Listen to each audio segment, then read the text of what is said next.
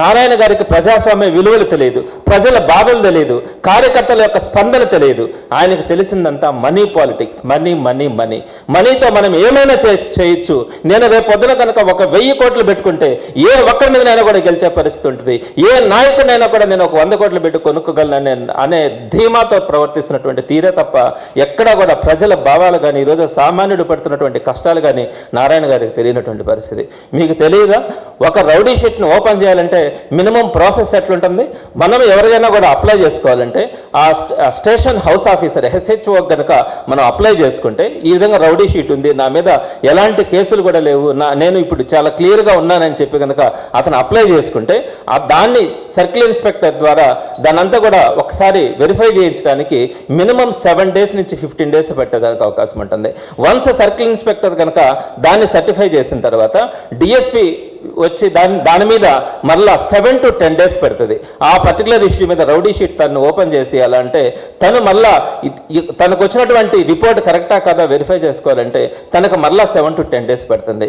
దాన్ని మళ్ళీ SP గారికి పంపించినప్పుడు SP గారు దాని మీద డెసిషన్ తీసుకోవాలంటే మినిమం 7 days పెట్టడానికి అవకాశం ఉంటుంది.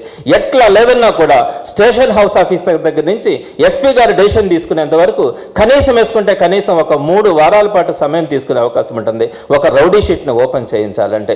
అలా మీరు కేవలం డిసెంబర్ 28వ తారీఖున మీ క్యాడర్ అందరికీ కూడా ఒక టెలికాన్ఫరెన్స్ నిర్వహించి సుమారుగా 3,000 మంది ఆ టెలికాన్ఫరెన్స్లో ఉన్నారని అక్కడే దాంట్లో మాట్లాడడం కూడా జరిగింది.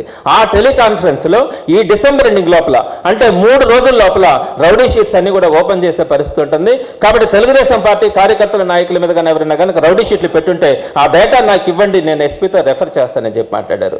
ఎప్పుడు కూడా ఒక పొలిటికల్ లీడర్ ఒకవేళ చెప్పాలనుకుంటే ఒక లెటర్ రాయొచ్చు, దీనిని పరిశీలించండి అని లెటర్ రాయొచ్చు, అంతేగాని పర్సూ చేసి వాటన్నిటిని కూడా ఓపెన్ చేయించే శక్తి ఒక పొలిటికల్ లీడర్ ఉండకూడదు. ఒక పొలిటికల్ లీడర్ కనుక ఆ పరిస్థితే కనుక తీసుకొని వస్తే ఈ రాష్ట్రంలో ఈ దేశంలోనే ప్రజాస్వామ్యానికి విలువ లేకుండా పోయేదానికి కూడా అవకాశం ఉంటుంది. పోలీస్ అధికారులు కూడా ఒకటి గుర్తుపెట్టుకోవాలా, SP గారు కూడా చాలా మంచి ఆఫీసర్ అనే పేరుంది. ఈ విధంగా మీరు పొలిటికల్ ఇంటర్ఫరెన్స్ మీద మీరు రౌడీ షీట్లు ఓపెన్ చేయడం కానీ మీ మనస్సాక్షికి మీకు తెలుసు ఎన్ని రౌడీ షీట్లు ఈ మధ్య వైఎస్ఆర్సీపీ కార్యకర్తలు జగన్మోహన్ రెడ్డి గారు వచ్చారంటే కూడా 307 కేసులు ఓపెన్ చేసి వాళ్ళ మీద రౌడీ షీట్లు ఓపెన్ చేసినటువంటి పరిస్థితి మా మీద పెట్టినారు. ఈ రోజు తెలుగుదేశం పార్టీ ఒక మంత్రి డైరెక్ట్గా ఫోన్ చేసి లేకుంటే డైరెక్ట్గా ఆయన ఒక డేటా తెప్పించుకొని ఆ డేటాను పంపించి కనుక ఆ డేటా ప్రకారం రౌడీ షీట్స్ అన్నింటినీ ఓపెన్ చేయమని చెప్పి మీరు కనుక చేసిన పరిస్థితి కనుక ఏర్పడితే రేపొద్దున సమాధానం చెప్పుకోవాల్సిన పరిస్థితి ఈ పోలీసు అధికారులందరూ కూడా ఉంటుందని వైఎస్ఆర్సీపీ తరపున నేను తెలియజేస్తా ఉన్నాను.